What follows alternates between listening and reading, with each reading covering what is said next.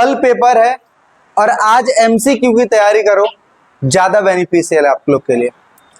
ये मैं अपने एक्सपीरियंस के बिहाफ पे बता रहा हूं, क्योंकि अगर आज आप तैयारी करते हो तो कल तक वो नहीं भूलेगा, वो आपको याद आएगा ही आएगा। ठीक है। और करना कैसे है एमसीक्यू की तैयारी?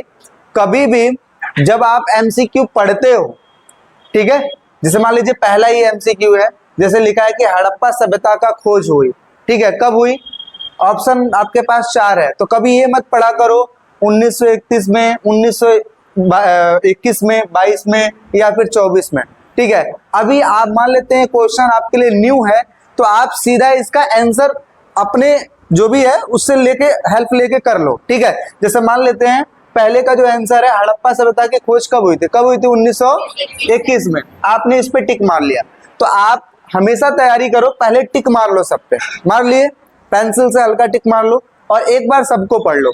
ऑप्शंस पूरे मत पढ़ने बैठ जाना, जब पूरे पढ़ोगे तो कंफ्यूज होगे, सीधा टू द आंसर। ठीक है, उसके बाद अब दूसरा काम ये है कि आपको इसको ना ऐसे मिटा देना है। मिटाने के बाद अब सीधा क्वेश्चन पढ़ना है और उसी के बिहाफ पे आंसर देना है। क्वेश्चन और आंसर, बाकी के जो ऑप्शंस है उस पे हमें ध्यान नहीं देना है। जब आप ज्यादा कंफ्यूज हो जाओ तब जाके ऑप्शंस पे ध्यान दो तो सही है, अदरवाइज नहीं देना है। 200 एमसीक्यू, 250 एमसीक्यू मैंने एक बार में इस तरीके से पढ़े हैं, सिर्फ क्वेश्चंस पढ़ा और उसका आंसर। नहीं आता है आंसर, जहां इसका आंसर वहां से देख के लिख लूंगा पहले ही, क्या इसका आंसर ये है, ताकि मेरे दिमाग में बैठ जाए कि इसका आंसर यही है। बाकी ऑप्शनों पे हमें भटकना नहीं है, नहीं तो अगर भटकोगे कि ये होगा कि ये होगा कि होगा, टाइम वेस्ट भी होगा और वो सारी चीजें। टेस्ट तो हम बाद में करेंगे ना, जब पूरा एमसीक्यू हमने देख लिया, कर लिया, फिर हम चेक करेंगे कि हमें कितना आता है और कितना नहीं आता, कहाँ हम कंफ्यूज हो रहे हैं, कहाँ हम कंफ्यूज नहीं हो रहे हैं। तो आप लोग के ही सपोर्ट मटेरियल में बहुत सारे एमसीक्यू दे रखे हैं। ठीक है, उन्हीं एमसीक्यू की तैयारी कर लेना। देखो एमसीक्यू आपके बुक से पूछे जाते हैं, ठीक है, और इतना टाइम आप लोग के पास है नहीं कि एक एक चैप्टर्स के बुक को उठाओ, उसके बॉक्स को उठाओ, उसमें से डेट फाइंड करो और चीज को करो, ऐसा नहीं। ठीक है, एमसीक्यू 21 एमसीक्यू है, मान लो कि 5, 6, 7 एमसीक्यू तो आपको बहुत ही इजी देखने को मिलेंगे, बहुत इजी देखने को मिलेंगे। बीच में जो होता है वो मीडियम टाइप के क्वेश्चन आते हैं, 5-6 मीडियम होते हैं और 5-6 होते हैं थोड़े से हार्ड। ठीक है, और उसमें थोड़ा कंफ्यूजन होता है। ठीक है, तो एमसीक्यू इस अकॉर्डिंग आते हैं। तो जो सपोर्ट मटेरियल में जो आपका एमसीक्यू दे रखा है, अगर आप उसको कर लोगे तो ज्यादा अच्छा है। ठीक है, तो चलिए सबसे पहले हम बात करते हैं, अब इसको देखो याद कैसे करेंगे, अगर आपको आता हो या नहीं आता हो। ठीक है, हम सीधा टू द आंसर की बात करेंगे, फिर इसको रिवाइज भी कराऊंगा एंड देन देखो इस तरीके से आपको करना है। ठीक है, हम एक साथ पूरे को नहीं कवर कर पाएंगे, तो जितना हो सकेगा हम उतना करेंगे। ठीक है, चलिए पहला क्वेश्चन आपसे पूछा जा रहा है, क्या लिखा है? हड़प्पा सभ्यता का खोज हुई, कब हुई? 1921 में। अच्छा, 1922 में क्या हुआ था? मोहनजोदड़ो की खोज। ठीक है, यहीं पे समझो हड़प्पा सभ्यता की खोज किसने किया था? दयाराम साहनी ने। मोहनजोदड़ो की राखल दास, नेतृत्व किसका था? जॉन मार्शल का। ठीक है, दूसरा क्वेश्चन, हड़प्पा सभ्यता की मोहरे जिस पदार्थ की बनी थी उसे हम क्या कहते हैं? सेल-खड़ी। खत्म, हमें बाकी ऑप्शन पढ़ने की जरूरत पड़ी नहीं पड़ी। नेक्स्ट बढ़ते हैं, अगला क्वेश्चन लिखा है कि निम्नलिखित कथनों में से कौन सा कथन सत्य नहीं है? ठीक है, अब ये क्वेश्चन देखिए, पहला लिखा है हड़प्पा सभ्यता में सड़कों तथा गलियों को एक ग्रिड पद्धति के द्वारा बनाया गया था, ये क्या है? सही है। चोंदड़ू शिल्प उत्पादन का एक केंद्र था, ये क्या है? ये भी सही है। हड़प्पा सभ्यता की लिपि बाईं से दाईं ओर लिखी जाती थी, ये कैसे लिखी जाती थी? दाईं से बाईं ओर। ठीक है, इस वजह से ये गलत है, और जो गलत है वही पूछा है, तो इस वजह से ये ग ऑप्शन क्या हो जाएगा? राइट हो जाएगा। ठीक है, आगे बढ़ते हैं। चौथा क्वेश्चन देखिए क्या पूछा गया है, नीचे लिए लिखे गए तथ्यों में से सही तथ्यों को पहचानिए। ठीक है, जैसे पहला यहाँ पे लाजवर्द मणि सोतुरगई अफगानिस्तान से मंगवाई जाती थी। दूसरा लिखा है कालीनियन राजस्थान के कालीबंगन से लाया जाता था। तीसरा काला तांबा ओमान से मंगाया जाता था। कहीं ना कहीं काला तांबा ओमान से मंगाया जाता था, ये तो आपको पता है। ठीक है, सोना मेसोपोटामिया से लाया जाता था। इसमें जो इसका जो आंसर होएगा, ये लाजवर्द मणि जो है ये सोतुरगई अफगानिस्तान से लाया जाता था। ठीक है, तो पहला और तीसरा में भी सही लग रहा है, पहला और तीसरा। और काला तांबा ओमान से मंगाया जाता था, ठीक है। इसके अलावा ये, हाँ ठीक है, सोना मेसोपोटामिया से मंगाया जाता था। तो यानी कि पहला, तीसरा और चौथा नहीं नहीं नहीं नहीं नहीं, ये गलत है, ये गलत है। पहला और तीसरा सही होगा, घ वाला ऑप्शन राइट होगा यहाँ पे, है ना। पहला और तीसरा सही है। काला तांबा कहाँ से मंगाया जाता था? ओमान से। अच्छा, लाजमर्द मरी शोतुरगई कहाँ से मंगाया जाता था? अफगानिस्तान। तो पहला और तीसरा सही है बस, ठीक है। चलिए आगे बात करते हैं, शंख की बनी वस्तुएं कहाँ पे मिली, बताइए।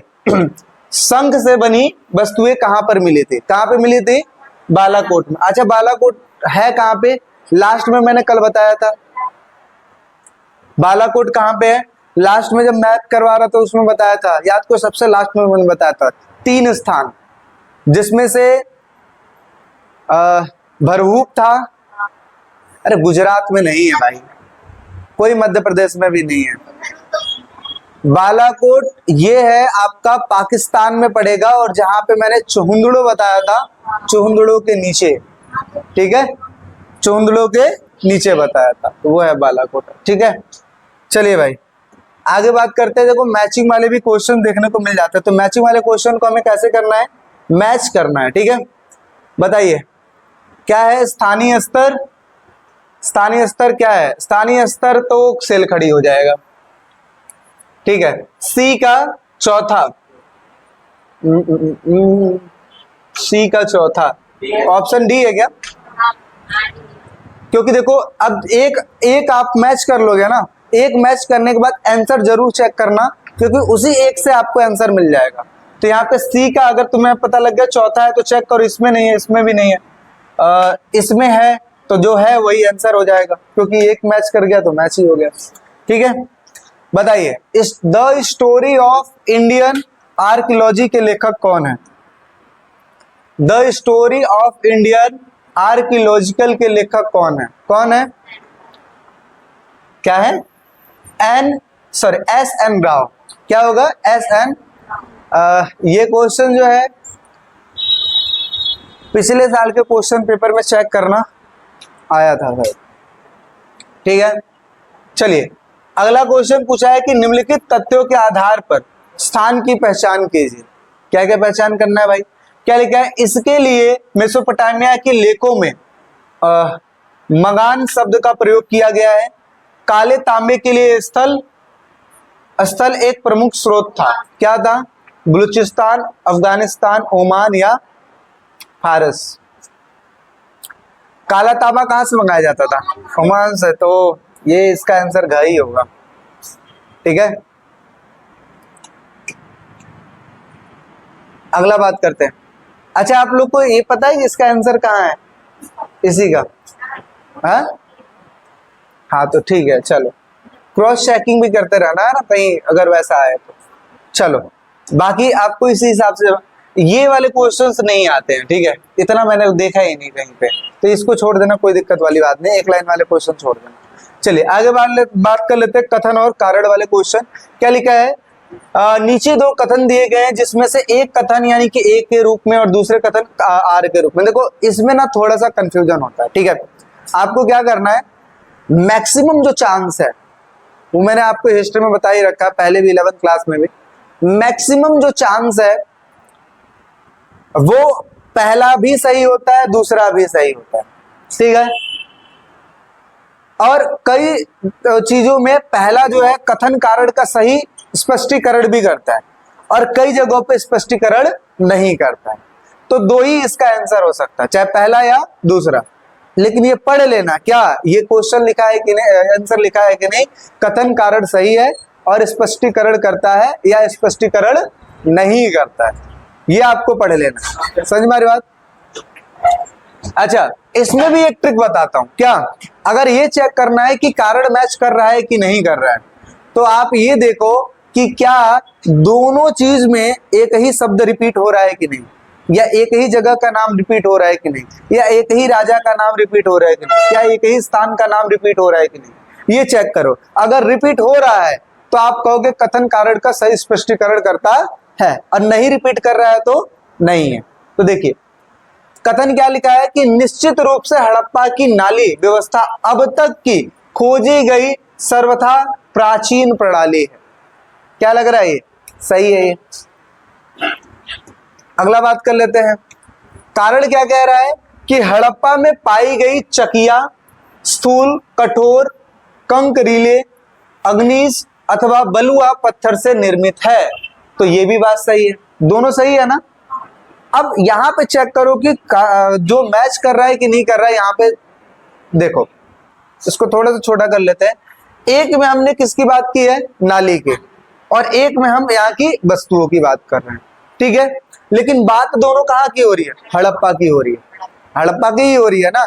लेकिन हड़प्पा की संसाधनों की बात हो रही है या फिर वहां की बनावटों की बात हो रही है, वो आपस में मैच नहीं कर रहे है। तो दोनों सही, लेकिन आपस में मैच नहीं कर रहे। इस वजह से इसका जो आंसर हो जाएगा,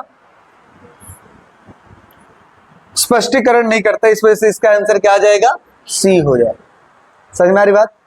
जहां अच्छा यहीं पे अगर ये बता देता कि नालियां जो है ग्रिड पद्धति से बनाई गई थी, है ना, नालियों के रख रखाव किया जाता था, उसमें पत्थर ढक के रखा जाता था, ये सब अगर दूसरे लाइन में आ जाता वो भी तो सही ही था, लेकिन मैच कर जाता कि नहीं।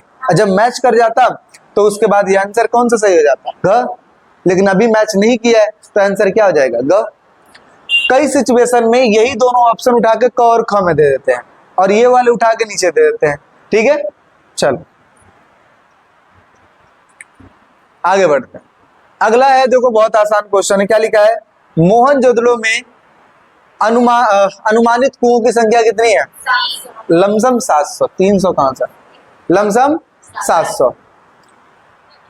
अगला क्वेश्चन, हड़प्पा सभ्यता की लिपि की मुख्य विशेषता थी, क्या विशेषता थी भाई, डाई से बाई। ये पहला ही ऑप्शन सही हो जाएगा, ठीक है। अगला, हड़प्पा और मोहनजोदड़ो स्थित हैं, कहां पे स्थित है, पक्का आंसर क्या हो जाएगा, पाकिस्तान। लेकिन इतना भी इजी क्वेश्चन नहीं आया है जो आप सोच कर, ये तो आपको बस रिवीजन कराया जा रहा है, लेकिन इतना भी इजी क्वेश्चन नहीं आ सकता। चलिए, हड़प्पा सभ्यता के किन देशों के बीच व्यापारिक संबंध थे, चीन जापान कोरिया रूस मंगोलिया इटली ईरान इराक और मिस्र। क्या हो सकता है, इसका आंसर हो सकता है सी। अगला क्वेश्चन, भारतीय पुरातात्विक संरक्षण के प्रथम डायरेक्टर जनरल, ये मोस्ट इंपॉर्टेंट क्वेश्चन, ठीक है। बताइए क्या हो जाएगा इसका आंसर, कनिंघम। यानी कि ख आंसर क्या हो जाएगा, बिल्कुल सही हो जाएगा। अगला, हड़प्पा लिपि में चिन्हों की संख्या थी, कितनी थी, क्या 375 से 400। ख वाला ऑप्शन राइट होगा, 375 से 400। और हमेशा याद रखना, जब भी लिपि की विशेषताओं की बात आएगी तो आप क्या क्या चीज लिखेंगे, दाईं से बाईं ओर लिखी जाती थी, संख्या कितनी है, ठीक है, हाँ, रहस्यमयी लिपि है, ठीक। चलिए अगला, शिल्प उत्पादन का एक प्रमुख केंद्र था, बताइए शिल्प उत्पादन का एक प्रमुख केंद्र था, क्या था, कालीबंगन था, चहुंदड़ो था। इट में भी चहुंदड़ो हो सकता है ना। डी ऑप्शन राइट है। अच्छा, डायरेक्शन में अगर मैं पूछूं कि कहाँ पे प्लेस है, तो कालीबंगन कहाँ पे है, कालीबंगन कहाँ है, राजस्थान। धौलावीरा कहाँ है, लोथल कहाँ है, गुजरात में, ठीक है। सारनाथ कहाँ पे है, यूपी में। बोध गया कहाँ पे है, बिहार में, ठीक है। बताइए कांचीपुरम कहाँ पे है,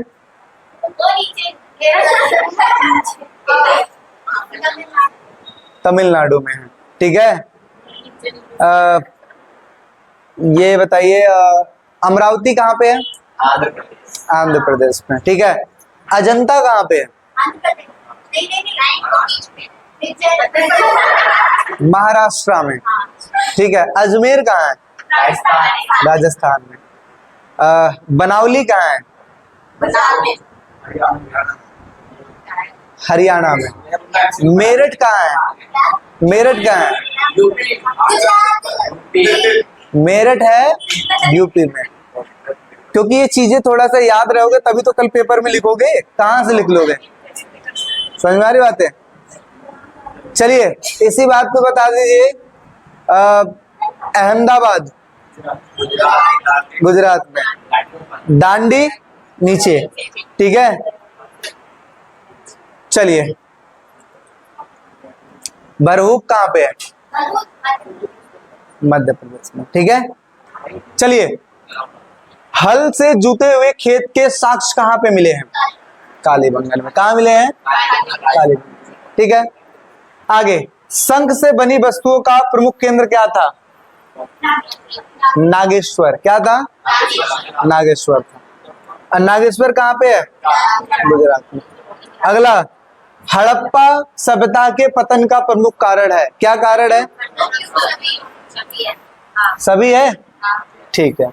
और नाम बता दीजिए भाई। पुरोहित राजा का नाम है पुरोहित राजा, ठीक है। हाँ समझ में आ रही बात? चलिए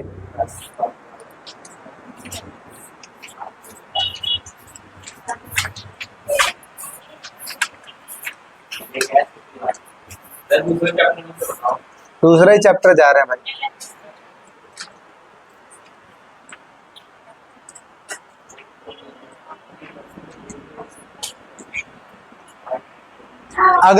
अगर किसी को ज्यादा तैयारी करनी हो, कि लगे कि भैया बहुत सारे मुझे एमसीक्यू दे दो, तो आप मुझे मैसेज करना और मैं भेज दूंगा। कम से कम एक एक चैप्टर के 40-40 समथिंग क्वेश्चन है, कर लेना उसको, ठीक है। हाँ विद आंसर, उसके साथ तुरंत आंसर भी रहेगा नीचे, कुछ ज्यादा ढूंढने की जरूरत नहीं है, अच्छा लगेगा आपको करना, ठीक है। इवन इस बार जब मैं 12th स्टार्ट कराऊंगा तो पहले ही चैप्टर खत्म होते के साथ ही उसका इंपॉर्टेंट भी करा दूंगा, उसका सब करवा रखे खत्म, ताकि लास्ट में मुझे टेंशन ना हो, है ना। काम का लास्ट में भैया ये एक 11th क्लास में बच्चा है, वो कहता है कि भैया जब हमें पढ़ना ही है इंपॉर्टेंट क्वेश्चन, तो सब मुझे इंपॉर्टेंट क्वेश्चन ही करवा दो, पहले वही करवा दो, मत पढ़ाओ चैप्टर वाप्टर, ठीक है। वो सिर्फ इंपॉर्टेंट क्वेश्चन। चलिए आ गया दूसरी बुक का, पहली बुक का मतलब दूसरा चैप्टर, और पहला क्वेश्चन है, क्या लिखा है? निम्नलिखित में से डैश डैश डैश शक्तिशाली वाकाटक रानी थी जिन्होंने भूमि अनुदान दिया था। याद रखना ये इंपॉर्टेंट चीज है, क्योंकि इन्होंने ही भूमि अनुदान दिया था लेडीजों में, ठीक है। तो बहुत ज्यादा इंपॉर्टेंट क्वेश्चन है ये, ठीक। आगे बढ़ते हैं। गुजरात की सुंदर झील की मरम्मत किसने करवाई थी? रुद्र दमन के द्वारा हुआ था, ठीक है। घ वाला ऑप्शन राइट हो जाएगा। आगे बढ़ते हैं। निम्नलिखित युगों में से कौन सा कथन सत्य है? प्रथम सोने के सिक्के मौर्यकालीन, ये गलत है। तांबे के सिक्के योद्धे शासक, ये सही है, मतलब ये मैचिंग सही है। और जब यही सही है तो ये भी गलत होगा, ये भी गलत होगा, ठीक है। तो ये सही है, ठीक है। आगे बढ़े। अगला सुमेलित करना है। इसमें आपको याद रखना है, क्या जेम्स प्रिंसेप द्वारा अभिलेखों का अर्थ कब निकाला गया था? 1800, चेक करो भाई, 1838, यानी कि पहले का तीसरा देखिए भाई कहां पे है, तो पहला क्या हो जाएगा? राइट हो जाएगा। आगे बढ़ते हैं। पांचवा, मगध के विकास के साथ साथ मौर्य साम्राज्य का उदय हुआ, बिल्कुल ठीक है। मौर्य साम्राज्य के 5 प्रमुख राजनीतिक केंद्र है ना, तक्षशिला, उज्जैन, ये सब तो इसलिए पढ़े थे। धम्म के प्रचार के लिए महामात्र नियुक्त किया गया, तो तीनों सही है। तो इसका मतलब ये, इसका ऑप्शन क्या सही हो जाएगा? घ राइट हो जाएगा, ठीक है। ना। चलिए, अशोक के अभिलेख निम्न लिपियों में से लिखे गए थे, किसमें लिखे गए थे बताइए। पहला ब्राह्मी लिपि, दूसरा देवनागरी, तीसरा आरामाइक, चौथा है खरोष्टी। बताइए। ऑप्शन में आपके सामने ये सारे हैं, इसमें सिर्फ एक में नहीं लिखे गए थे, बाकी सब में लिखे गए थे, इसलिए ऑप्शन क्या हो जाएगा, घ हो जाएगा आपका राइट आंसर। छठे का अगला क्या लिखा है, सोने के सिक्के सर्वप्रथम किसने चलाए थे, कुषाण वंशों ने। ठीक है। हिंदी यूनानी शासकों ने भारत में सर्वप्रथम प्रतिमा तथा नाम के साथ सिक्के जारी किए थे, ये भी सही है। लेकिन एक में कुषाण शासकों की बात हो रही है और यहाँ पे एक यूनानी शासकों की बात हो रही है, दोनों आपस में मैच नहीं कर रहा है। जब मैच नहीं कर रहा तो आपका ख वाला ऑप्शन क्या हो जाएगा, राइट हो जाएगा। ठीक है, बढ़े आगे। अगला कथन क्या लिखा हुआ है, मगध 6वीं शताब्दी से 4वीं शताब्दी ईसा पूर्व में मगध आधुनिक बिहार सबसे शक्तिशाली महाजनपद बन रहा था। ठीक है। मगध में कृषि उत्पादन क्षेत्र, लोहे को खदाने, नदियों का जाल तथा जंगलों हाथियों से उपलब्ध था। फिर ठीक है, दोनों ही सही लग रहा है और दोनों ही है, ए वाला ऑप्शन राइट हो जाएगा, है ना। ए वाला ऑप्शन देखिए राइट होगा। चलिए आगे बढ़ते हैं। 10वां, निम्नलिखित में से कौन सा अभिलेख साक्ष्यों की सीमा नहीं है, बताइए। आप लोगों ने पढ़ा था अभिलेख शास्त्री जो थे उनकी सीमाएं थी, क्या क्या सीमा थी, उनमें से चेक करो कौन सा नहीं था।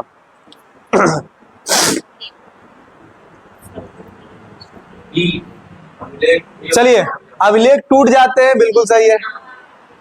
शब्दों में वास्तविक अर्थ का पूरा ज्ञान हो नहीं हो पाना, ये भी ठीक है। अभिलेखों में छोटे छोटे तथ्यों का वर्णन होता है। देखो आप समझो, अभिलेख ना कई टाइप्स के बनाए जाते हैं, छोटा भी बनाया जाता है, बड़ा भी बनाया जाता है, ये तो ओकेजन के हिसाब से बनाया जाता है। जैसे आप देखिए, आप अपने घर का नाम अगर लिखवा रहे हैं किसी प्लेट पे, तो आप अपने घर का नाम लिखवाते हैं, साथ ही कब बना ये लिखवा देते हैं, तो छोटा ही बनता है ना, नेम प्लेट जिसको कहते हैं। लेकिन अगर आप कुछ चीज लिखवा रहे हैं, किसी चौकी पे लगवा रहे हैं, मतलब चौराहे पे, तो वहां पे देखते हो खूब बड़ा सा बनाया जाता है। तो वो अलग अलग टाइप, अलग अलग वोकेजन के हिसाब से बनाया जाता है। तो उसी हिसाब से अगर यहाँ पे देखा जाए तो अभिलेख छोटे छोटे तथ्यों का वर्णन होता है, ठीक है, लेकिन ये कहीं ना कहीं सीमा नहीं है। इस वजह से ये वाला ऑप्शन क्या हो जाएगा, सही हो जाएगा। ठीक है, यानी कि गो वाला ऑप्शन क्या हो जाएगा, राइट हो जाएगा। क्योंकि आपसे क्या पूछा है, सीमा नहीं है, तो ये जो सीमा नहीं है। ठीक है, जेम्स प्रिंसेप की मुख्य उपलब्धियां बता दीजिए भाई। क्या था, ब्राह्मी तथा खरोष्टी लिपि का इन्होंने क्या किया था, अर्थ निकाला था।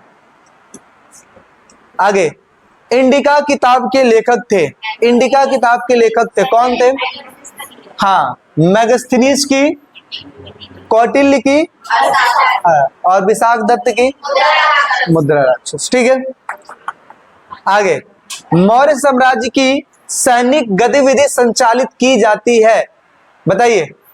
एक समिति, 6 उप समितियां, अरे यही आंसर है भाई, एक समिति 6 उप समिति, पढ़े नहीं थे क्या। धम्म के सिद्धांत की शुरुआत किसने की थी, अशोक ने की थी। जातक कथाएं किस पुरुष से संबंधित है, महात्मा बुद्ध से। किससे संबंधित है, महात्मा बुद्ध से। हस्तचरित लेखन की रचना की थी, किसने की थी, कौटिल्य तो नहीं किए थे, मेगास्थनीज भी नहीं किए थे, इसका आंसर ये हो नहीं सकता, तो बचा गया है। ठीक है, बाण भट्ट ने किया था। ठीक है, आगे बताइए। सेठी आमतौर पर कहते थे, किसको कहते थे, जो धनी व्यापारी होते थे उनको हम क्या कहते थे, सेठी। जैसे सेठ बोलते हैं ना, सेठ, ऐसे। भारत में सबसे पहले सोने के सिक्कों की शुरुआत किसने की थी, कुषाण वंशों ने। किसने की थी, मगध की आरंभिक राजधानी थी, क्या थी, राजगीर। राजगीर से चेंज की गई थी पाटलिपुत्र, और फिर क्या हो गया, हाँ, राजाओं का घर, आरंभिक स्टार्टिंग। चलिए, प्रसिद्ध पुस्तक अष्टाध्यायी की रचना की थी, किसने की थी? इसमें मैं कंफ्यूज हूं भाई, पतंजलि ने तो नहीं की थी, पंडित जी ने पहला है ना, हाँ पंडित जी ने की थी, यानी कि ए वाला ऑप्शन राइट होएगा। ठीक है, और इंपॉर्टेंट है, याद रखना ये क्वेश्चन इंपॉर्टेंट है। और एक लास्ट बताइए, दिए गए चित्रों को ध्यान से देखकर पहचानिए तथा उसका नाम लिखिए। तो बताइए ये क्या है? अशोक चक्र नहीं है, अशोक स्तंभ। ठीक है, आपके सपोर्ट में क्या लिखा हुआ है?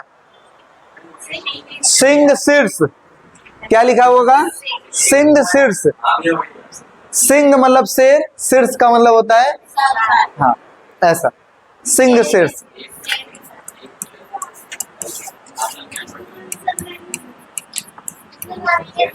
ठीक है, समझ में आ रही बात? अच्छा सुनो सुनो सुनो, हेलो, आप लोग को अब क्या करना है, सपोर्ट मटेरियल जिसके पास है, जिसके पास नहीं है, दोनों के लिए मैं बता रहा हूं। जिसके पास सपोर्ट मटेरियल है वो क्या करेंगे, सबसे पहले सब पे टिक लगा लेंगे, सिर्फ आंसर पे सब पे लगा लेना, पूरे ऑल चैप्टर पे लगा लेना, और एक बार क्वेश्चन पढ़ाना, उसके आंसर को पढ़ लेना, फालतू ऑप्शन मत पढ़ना, क्वेश्चन आंसर पहले टिक लगा के रखे रहना। पढ़ लिए, ऐसे कर करके पूरा कंप्लीट कर लोगे। ठीक है, पूरा 15 चैप्टर तक आप लोगों को पढ़ना है ऐसे। ठीक है, कर लिए कंप्लीट, मतलब 12 चैप्टर जो भी बचा है उसमें कंप्लीट कर लिए, 2 तो अभी हमने कर ही लिया, जो बचा है 10 उसका करना है। दूसरे नंबर पे जिसके पास नहीं है, ठीक है, वो क्या करेंगे, उनके लिए फिर एक ही ऑप्शन है, क्या? डाउनलोड करने का। तो डाउनलोड करने का जो ऑप्शन है, तो या तो तुम अपने आप से कर लोगे, या तो जब ये वीडियो अपलोड होगी तो उसके डिस्क्रिप्शन में मैं दिया रहूंगा, उसको क्लिक करते के साथ ही डाउनलोड हो जाएगा। ठीक है, उसमें भी इसका जो आंसर है, आंसर कहां देखने को मिलेगा? आपके सपोर्ट के सबसे लास्ट में। ठीक है, तो जिसके पास नहीं है सपोर्ट, वो सबसे पहले आंसर को लिख लेंगे और फिर एक बार फोन में पढ़ेंगे और आंसर को मैच करते रहेंगे, ऐसा करके। तो जिसके पास फोन नहीं है वो भी कर लेगा, जिसके पास फोन जो सपोर्ट है वो भी कर लेगा। ठीक है, तो इस तरीके से आप समझ सकते हो, कर लेना, सिर्फ क्वेश्चन पढ़ना है और उसके आंसर को पढ़ लेना। ठीक है, आपको पूरे चीज का रिवीजन नहीं करवा सकता, क्योंकि आपके पास वो साधन आप कर सकते हो खुद ही। ठीक है, क्योंकि वो सारा चीज है। दूसरी चीज, अभी आप लोग को क्या करना है, जो आपके डाउट्स है, क्योंकि कल पेपर है, तो हो सकता है क्वेश्चंस में कुछ डाउट्स हो आप लोग के, तो वो मेरे से पूछ लो, क्योंकि अब सारा टाइम अगर एमसीक्यू में ले लूंगा तो फिर मैं क्या बताऊंगा, क्या सारी चीजें। ठीक है ना, तो चलिए, और आप लोग को अगर कोई चीज में अगर दिक्कत लग रही है तो आप कमेंट सेक्शन में कमेंट कर सकते हैं बेझिझक, क्योंकि उसका मैं जवाब दे दूंगा। क्योंकि कल आपका पेपर है, तो जाहिर सी बात है मेरा भी पूरा ध्यान कमेंट पे रहेगा कि अगर किसी बच्चों को कोई दिक्कत है तो वो बता दिया जाएगा। अगर आपको नंबर चाहिए तो डिस्क्रिप्शन में नंबर है, वहां पे आप व्हाट्सअप कर सकते हैं। ठीक है, मिलते हैं एक नेक्स्ट वीडियो में, भी के लिए फिर टेक केयर, बाय बाय।